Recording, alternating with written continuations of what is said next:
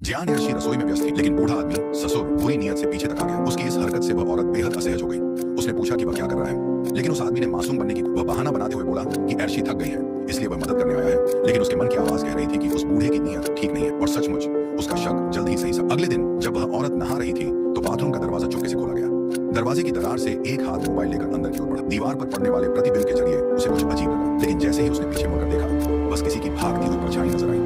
जब उसका पति काम से घर लौटा तो उसने अपनी बेचैनी उसे बताई। वह यकीन के साथ कह रही थी कि उस बूढ़े की नीयत खराब है, लेकिन इसे पता था कि उसका पति भी उसका साथ नहीं देगा, बल्कि अपने पिता का बचाव करने लगेगा। वह जोर देकर कहने लगा कि उसके पिता कभी ऐसा काम नहीं कर सकते। पति की जिद देखकर वह औरत चुप रह गई, लेकिन उसकी चुप्पी ने हालात सुधारे नहीं, बल्कि उस बूढ़े को और बढ़ावा दिया।